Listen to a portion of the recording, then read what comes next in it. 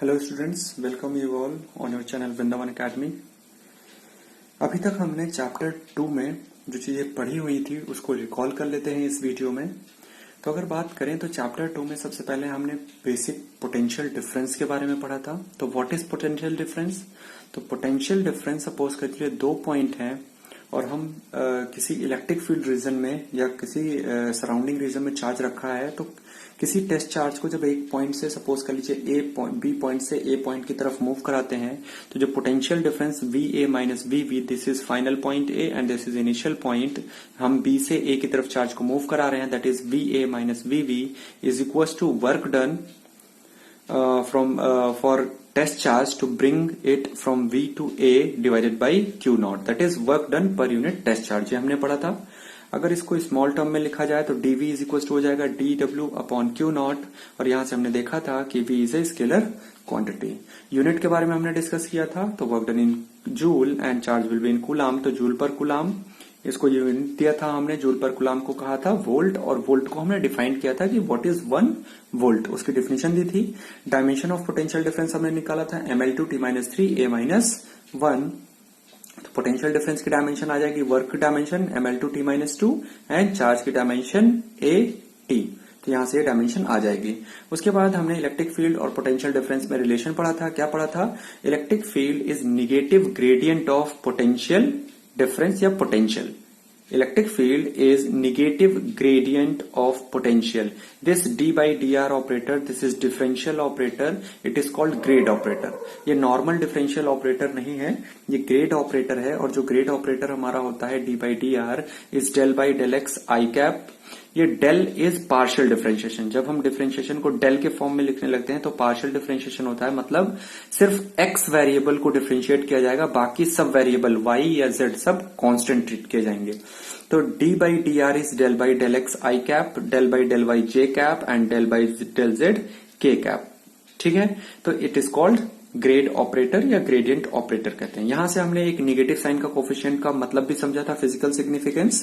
That means negative sign shows the potential difference decreases along the E. अगर electric field की direction ये है तो हम इलेक्ट्रिक फील्ड की डायरेक्शन में अगर मूव करेंगे तो पोटेंशियल डिफरेंस डिक्रीज करता है। इससे ये पता चलता है इलेक्ट्रिक फील्ड हायर पोटेंशियल से लोअर पोटेंशियल की तरफ ट्रेवल करती है। इलेक्ट्रिक फील्ड की जो डायरेक्शन होगी that is higher potential from lower potential. ठीक है, और दूसरा हमने देखा था कि अगर जो डिस्प्लेसमेंट वेक्टर है और जो इलेक्ट्रिक फील्ड है, अगर हम किसी चार्ज को डिस्प्लेस कर रहे हैं in the region of electric field, अगर इलेक्ट्रिक फील्ड और डिस्प्लेसमेंट वेक्टर जो है उसमें अगर थीटा डिग्री का एंगल हो तो यही फॉर्मूला जो E is equal to minus DB by D R था, यही चेंज हो जाता है E cos theta is equal to minus DB by D R, क्योंकि उस डिस्प्लेसमेंट जो हम इलेक्ट्रिक फील्ड के अलोंग नहीं होता है उसको हम क्या करते हैं, उसका कंपोनेंट लेते हैं इलेक्ट्रिक फील्ड के अलोंग। तो अगर वो थीटा डिग्री बना रहा है इलेक्ट्रिक फील्ड से तो क्या हो जाएगा, डी आर कॉस थीटा आ जाएगा। तो डी आर कॉस थीटा यहां आता है डी आर की जगह पे, जिससे E cos theta equal to minus DB by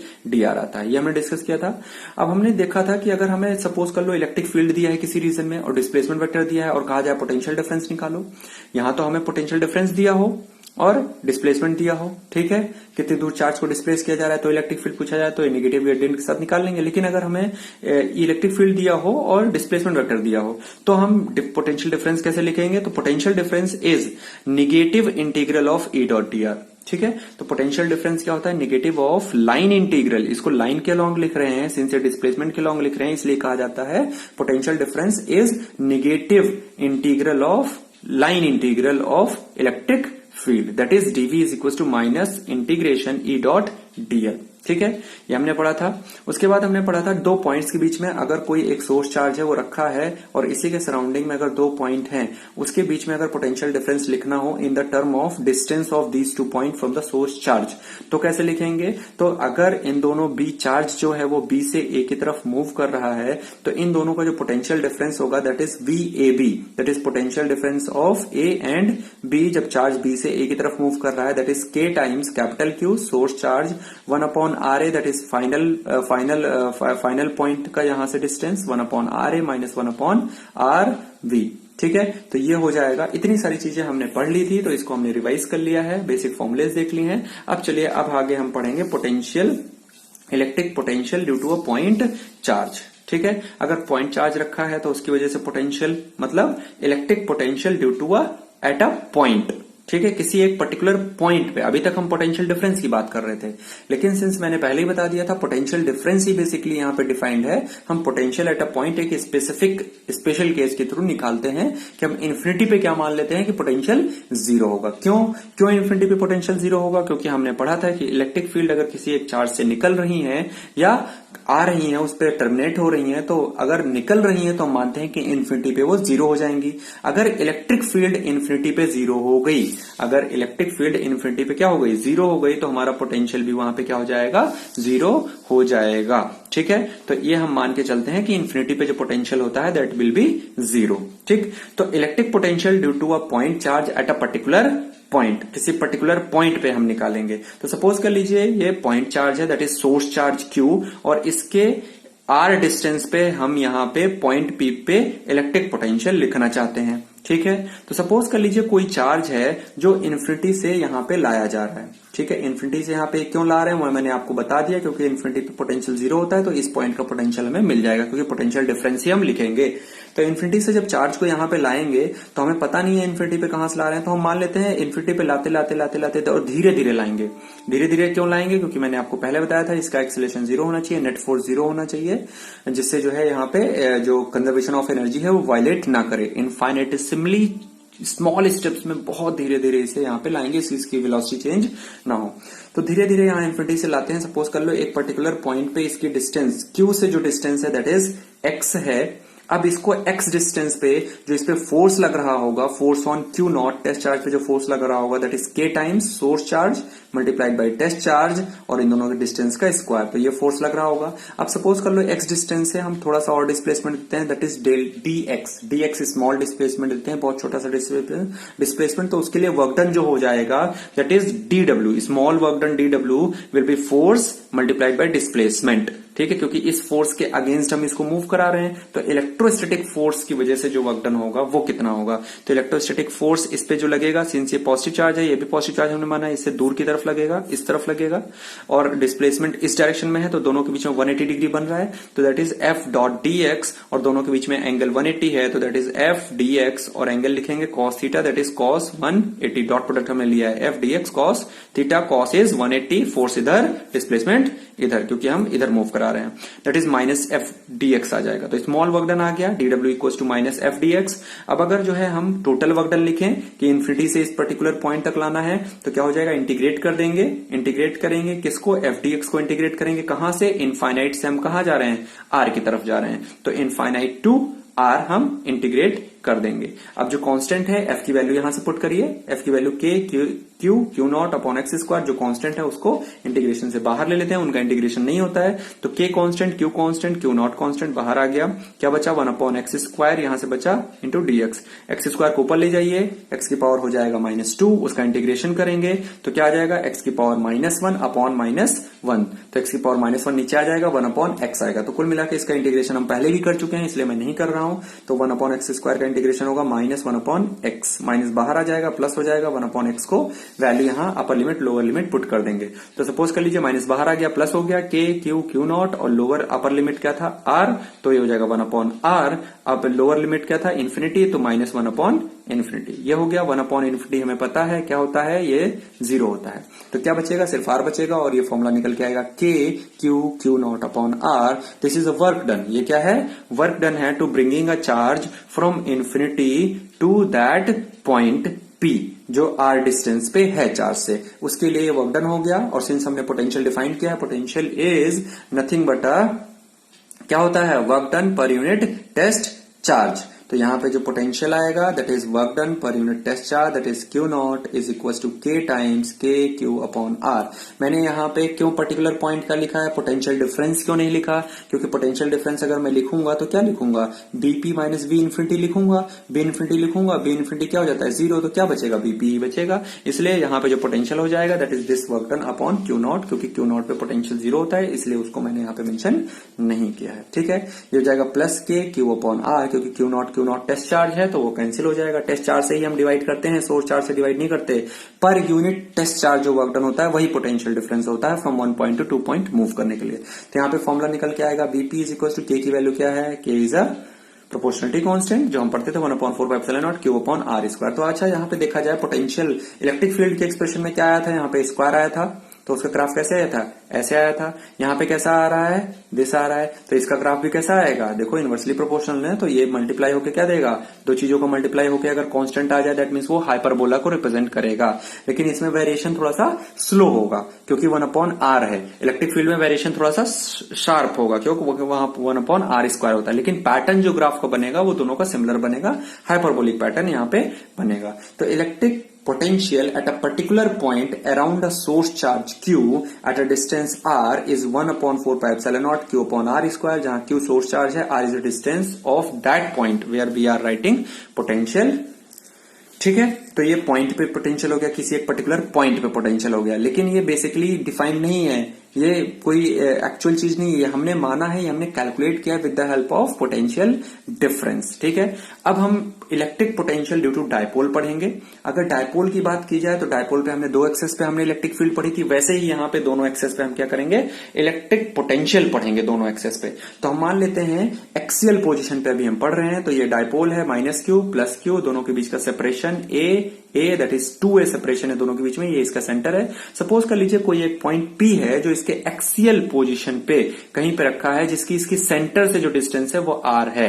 यहां पे हमें यहाँ पे पोटेंशियल निकालना है, इलेक्ट्रिक पोटेंशियल। तो सिंस मैंने आपको बताया था electric potential is a scalar quantity, अगर इलेक्ट्रिक पोटेंशियल एक स्केलर क्वांटिटी है दैट मीन्स कि वहां पे प्रॉपर साइन के साथ चार्जेस को पुट किया जाएगा और उसका स्केलर सम किया जाएगा। तो इस पॉइंट पे अगर माइनस चार्ज की वजह से अगर मैं पोटेंशियल देखूं तो सबसे पहले चार्ज तो हमें पता है -q, लेकिन यहां से इसकी डिस्टेंस पता होनी चाहिए। यहां से इसकी डिस्टेंस देखा जाए तो यहां से इसकी डिस्टेंस r है सेंटर तक, और ये a है, तो कितना हो जाएगा r + a।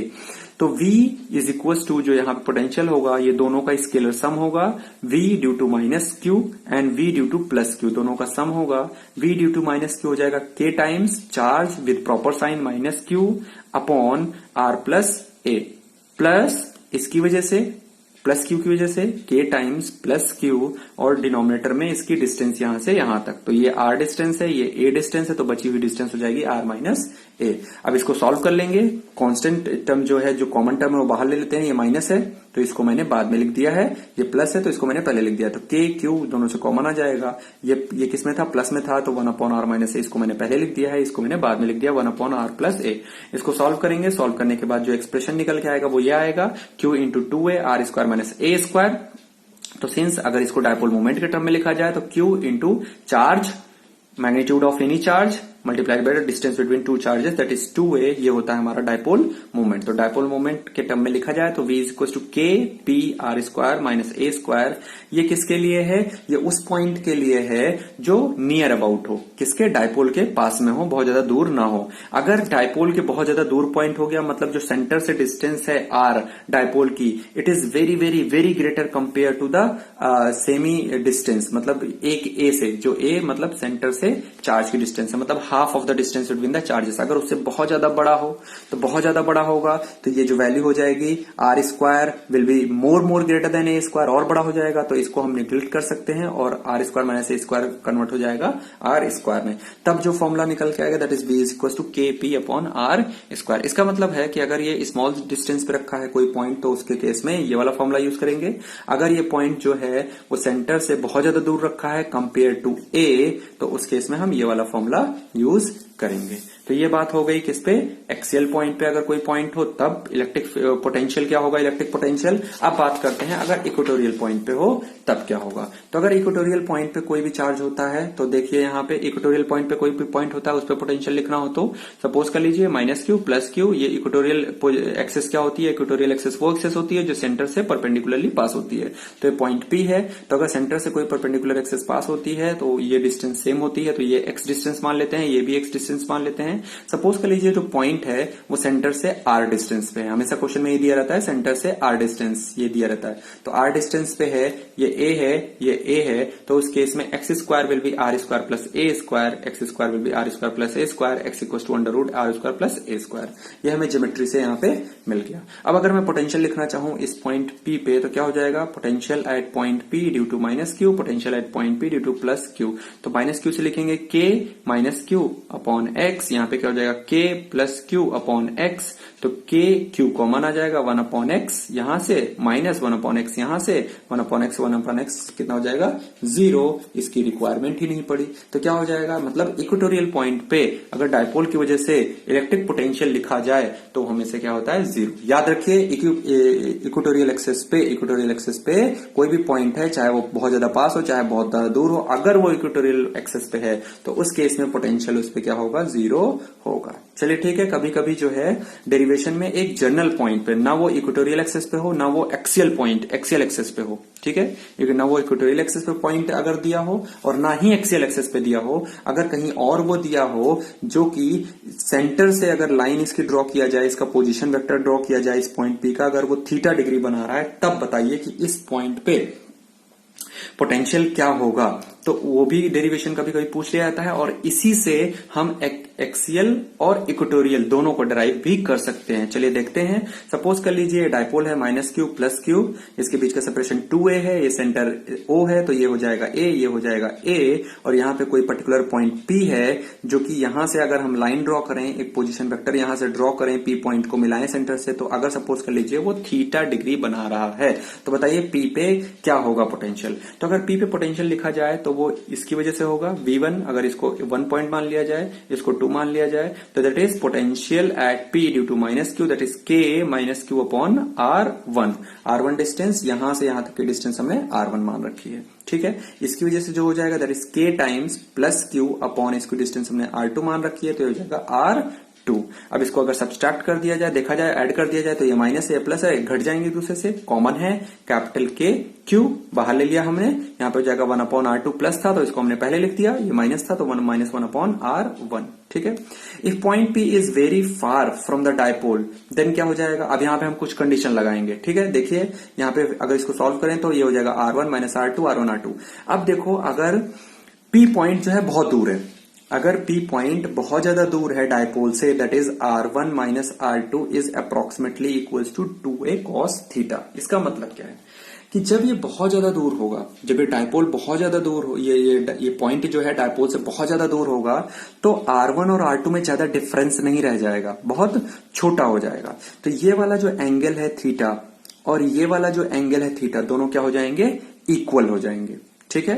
तो इसका मतलब R1 माइनस R2 जो हो जाएगा, R1 माइनस R2, अगर ये थीटा डिग्री है, अगर ये थीटा है तो ये भी क्या हो जाएगा थीटा, लेकिन कब, ये तभी होगा जब P point is very very far away. तो हम इन दोनों पॉइंट्स को, बहुत ज्यादा दूर हो जाएगा तो ये दोनों पॉइंट, दोनों लाइन हो जाएंगी पैरेलल मान ली जाएंगी, तो ये एंगल क्या हो जाएगा थीटा, और ये एंगल अगर थीटा हो जाएगा तो cos theta is equal to base upon hypotenuse, hypotenuse कितनी है 2a, ठीक है। तो R1 माइनस R2 क्या हो जाएगा 2a cos थीटा। तो ये वाला टर्म, ये अप्रोक्सीमेशन लगाया गया है कि अगर पॉइंट बहुत ज्यादा दूर हो जाए P पॉइंट, तो उस केस में ये थीटा और ये थीटा हो जाएगा, और अगर ये थीटा हो जाएगा तो cos theta will be base upon hypotenuse, ठीक है।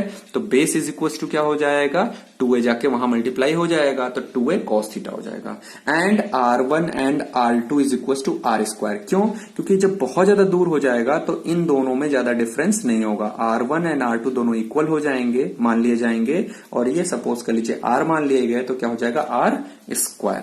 तो अब वैल्यूज पुट कर दीजिए। ये फॉर्मूला किसके लिए है, जब P बहुत ज्यादा पास हो, लेकिन ये फॉर्मूला किसके लिए है, जब वो बहुत ज्यादा दूर हो P पॉइंट, ठीक है। तो उस केस में Vp इज इक्वल टू क्या हो जाएगा, Vp जो हो जाएगा वो हो जाएगा के क्यू, R1 माइनस R2 की जगह पे क्या पुट कर देंगे 2a cos theta upon R square. तो ये फॉर्मूला जो निकल के आएगा Kp cos थीटा। क्यों? क्योंकि Q इंटू 2a को हमने डायपोल मोमेंट के टर्म में पुट कर दिया है।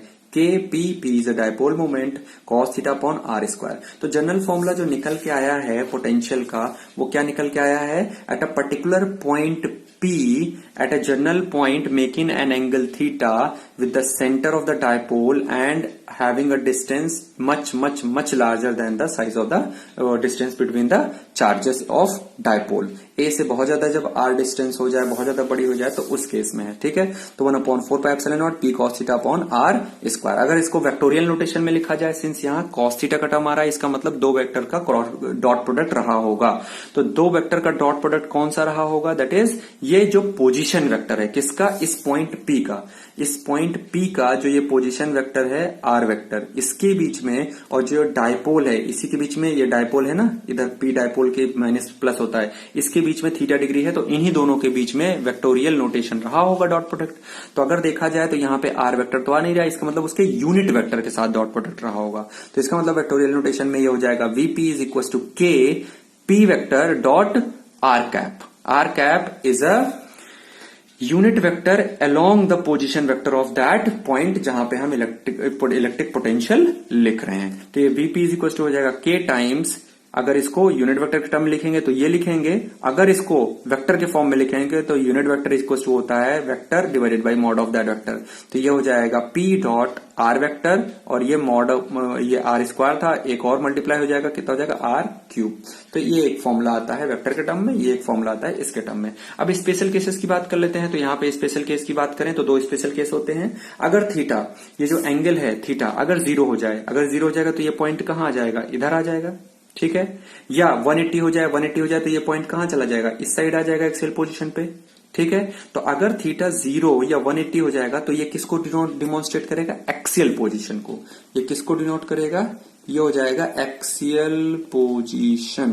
This is axial position. और जब एक्सियल पोजीशन की बात आती है तो पोटेंशियल क्या हो जाता है? K p upon r square plus होगा, जब क्योंकि कॉस थीटा जो होता है 0 पे प्लस होता है, ठीक है। 0 पे क्या होता है? प्लस होता है कॉस थीटा, और इस केस में क्या होता है? 180 माइनस होता है, तो प्लस होगा के पी अपॉन आर स्क्वायर, क्योंकि potential is a scalar quantity, तो ये प्लस माइनस दोनों हो सकता है। तो प्लस होगा जब थीटा 0 होगा, और 180 कब होगा? जब थीटा जो हो जाएगा हमारा क्या हो जाएगा? ये माइनस होगा जब थीटा 180 हो जाएगा। दैट इज मैक्सिमम होगा पॉजिटिव, और मैक्सिमम नेगेटिव वैल्यू को ये गेन करेगा कब? एक्सियल पोजीशन पे। लेकिन जब थीटा 90 हो जाएगा, जब थीटा 90 हो जाएगा तो ये पॉइंट कहां आ जाएगा? इक्वेटोरियल पॉइंट पे आ जाएगा। तो उस केस में V 0 हो जाएगा, क्योंकि कॉस 90 क्या होता है? 0। तो इस तरीके से हमने देख लिया किस तरीके से अगर इलेक्ट्रिक पोटेंशियल निकालना हो ड्यू टू डायपोल, चाहे वो एक्सियल पोजीशन पे हो, चाहे इक्वेटोरियल पोजीशन पे हो, चाहे वो जनरल पॉइंट पे हो, तो हम लिख सकते हैं, ठीक है। तो इस तरीके से हमने डायपोल के हर एक केस को डिस्कस कर लिया है। अब एक सुपरपोजिशन प्रिंसिपल देख लेते हैं। Electric potential due to system of charges. System of charges की वजह से अगर इलेक्ट्रिक पोटेंशियल लिखना हो तो कैसे लिखते हैं? देखिए, इलेक्ट्रिक फील्ड जब हम लिख रहे थे तो वहां पे सुपरपोजिशन प्रिंसिपल का यूज कर रहे थे, क्योंकि electric field is a vector quantity. वो एक वेक्टर क्वांटिटी है, इसलिए इलेक्ट्रिक फील्ड जो हम निकाल रहे थे किसी एक पर्टिकुलर पॉइंट पे, that is due to the vectorial sum of the electric field due to other charges. लेकिन यहां पे क्या है? यहां पे वेक्टोरियल सम नहीं लेंगे, यहां स्केलर सम लेंगे। और जब भी स्केलर सम लेते हैं तो प्रॉपर साइन के साथ पुट करते हैं। इसका मतलब V जो हो जाएगा किसी एक पर्टिकुलर पॉइंट पे ड्यू टू सेवरल चार्जेस की वजह से जो इलेक्ट्रिक पोटेंशियल होगा, that is V1 plus V2 plus V3 plus Vn। इसमें जब चार्ज पुट करेंगे, अगर ये माइनस है तो यहां माइनस पुट करेंगे, अगर यहां प्लस है तो प्लस पुट करेंगे, तो प्रॉपर साइन के साथ इसको पुट करेंगे। तो इसको सब्मिशन के फॉर्म में ये लिख सकते हैं। हम सब्मिशन देख चुके हैं, इसलिए जरा भी डाउट नहीं होना चाहिए। तो अभी तक इस सेकेंड वीडियो में हमने जो डिस्कस किया, यहां पे हमने डिस्कस किया पोटेंशियल, यहां पे हमने रिवीजन किया, उसके बाद डिस्कस किया potential due to electric dipole different cases में, और कैसे सिस्टम ऑफ पार्टिकल होंगे। तो अगर किसी पर्टिकुलर पॉइंट पे पोटेंशियल लिखना हो तो प्रॉपर साइन के साथ चार्जेस को वहां पे पुट किया जाएगा और उनका एल्जेब्रिक सम किया जाएगा। तो नेक्स्ट आने वाले वीडियो में हम potential due to spherical shell या स्फेरिकल बॉडीज की वजह से पढ़ेंगे। उसके बाद हम पोटेंशियल एनर्जी को आगे डिस्कस करेंगे। तो आज के वीडियो में सिर्फ इतना ही रखते हैं। अगर वीडियो आपको अच्छा लग रहा है तो लाइक कीजिए, चैनल को सब्सक्राइब कर लीजिए for further notification, and stay tuned. Thank you and take care.